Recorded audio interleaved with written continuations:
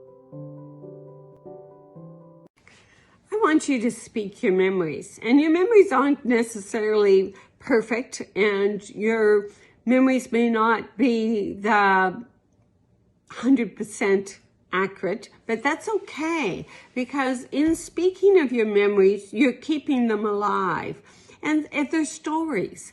And so what if you stretch the story a little bit, you add a little bit of humor to it, you add a little joke to it, or you just kind of share a part of your story with your husband, that keeps him alive for other people and for yourself.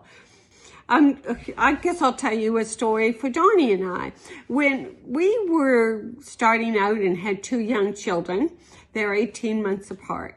And Donnie worked a lot of days and nights and a lot of overtime. And I worked in an office from 8 to 4, so I always got off first. And I would get home and start supper. And often Donnie would come home for supper, have supper, and go back to work. One hot summer day, the kids were about, I'd say 3 or 4. And I had got off work.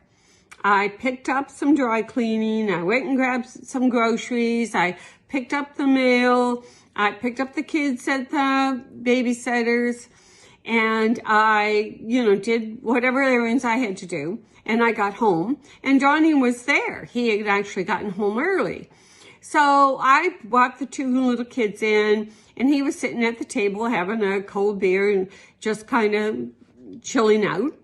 And I went back to the car, brought in the dry cleaning and the mail, went back out to the car for 2 or 3 trips, bringing in the groceries. And the whole time Donnie sat there drinking his beer, just chilling out. And I was getting madder and madder with every trip out to the car, thinking, why doesn't he get up and help me? And so he decided that he was going to stick his nose into the grocery bags and see what we had. Well, he made the mistake of saying a comment about you didn't pick up any steaks. Well, that was just enough to throw me off kilter. I opened the patio door and I said, you don't want a roast, and I threw the roast out. You don't want a salad, I threw the lettuce out. And I was just throwing groceries out the patio door into the backyard left and right. And he's just standing there. And then he just looks at me after I've thrown my little tantrum, and he says, well, I got to go back to work. And he just gets up and leaves.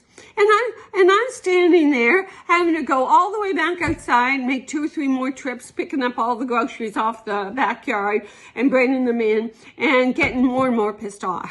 So when he came home, I said to him, well, why didn't you help me? I was so, tired and hot. And he looks at me and he says, well, why didn't you ask?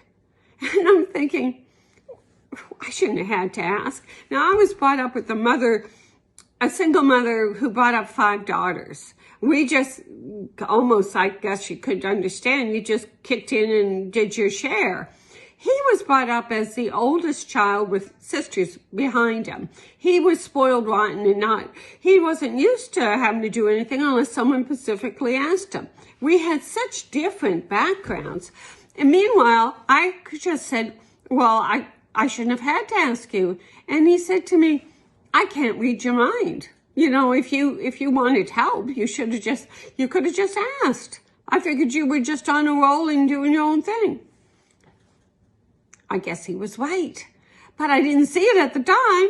And it took me several years later of marriage life to understand that his way of thinking and mine were 2 different ways. And we needed to improve our communication skills because we didn't sync at all. But, when I tell the kids this story, it makes them understand that Donnie and I were flawed, married couple, flawed parents. We were people with all the good, bad, and ugly of it. And it tells them about their father's patience and how easygoing he was and how crazy I was.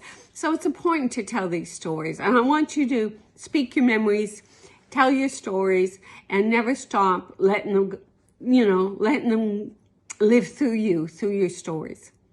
Please come back to me again, subscribe to the channel, and speak your memories. Bye-bye.